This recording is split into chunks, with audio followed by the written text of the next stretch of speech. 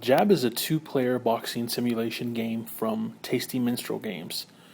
There really isn't any story attached to the game. It's just a straight-up slugfest between you and your opponent. So let's take a look in the box. All right, you get 50 punch cards. 25 of them are black and 25 are white. And each player is going to use one of the colored decks to play. And so these punch cards are played in real time. There aren't any turns in Jab. You just start laying punch cards on your opponent's fighter. It's going to come with 9 combo cards, and these are set to the side of the play area.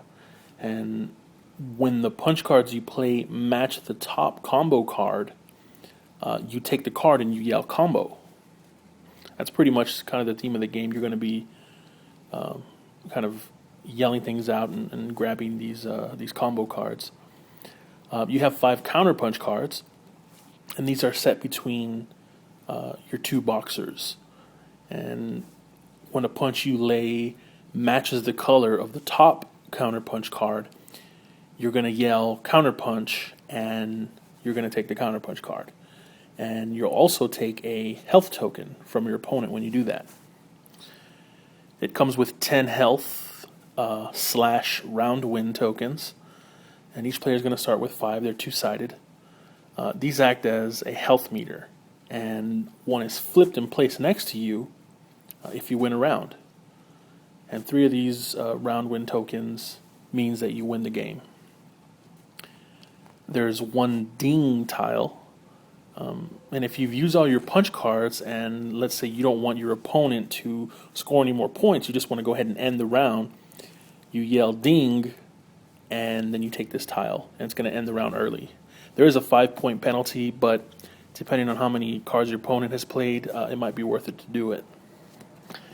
You get 1 knockout / clinch tile, and pretty much if you can take all the health tokens from your opponent, you're going to put them in a state called danger, and if you damage them while they're in danger, you can flip the clinch tile to the other side and pretty much just score a knockout, and you win the game immediately, regardless of how many rounds you've won.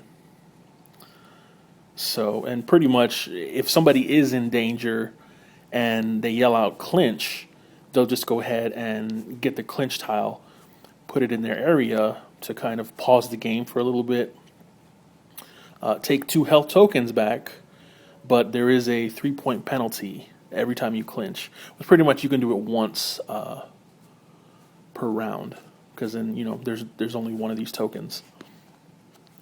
You'll get 4 body and 2 head cards, and these are going to represent your 2 fighters, and you're just going to position these in front of you, and you'll put your punch cards on top of the different areas of the fighter, and also you'll put your own punch cards on your own fighter to block. So how you play is you just shuffle and place the combo cards, and shuffle and place the counterpunch cards, and then you set up the rest of the tiles and tokens. You're each going to take a pile of punch cards and split them. Pretty much you're going to split them into a right hand and a left hand deck. And the rules state you pound your fists with your opponents, which is kind of fun. You start the game by, you can say pound it dog or whatever. It's silly, but it's kind of fun. And then pretty much you're going to flip your 2 stacks with each hand, and you just start playing cards. And that's kind of, it sounds weird at first. It kind of seems like there isn't a structure, but once you start, picking up your counterpunch cards and combo cards and whatnot, it's going to start making more sense. It's just at first, it really does feel a little weird. And like I said, it's pretty easy, and the round is just going to end just in a few minutes, probably. It doesn't take very long at all. So I've not had a ton of experience playing reaction style games. So honestly, I was a bit out of my element when I started playing Jab. The only other speed game that I've ever played is, I guess, Dutch Blitz. And I'm pretty bad at it. But to my surprise, Jab was much more involved than I than I had originally imagined. Because speed is important, like in Dutch Blitz or other games like that. But blind speed with no direction is going to get you knocked out fairly regularly if you're not paying attention to what your opponent's doing.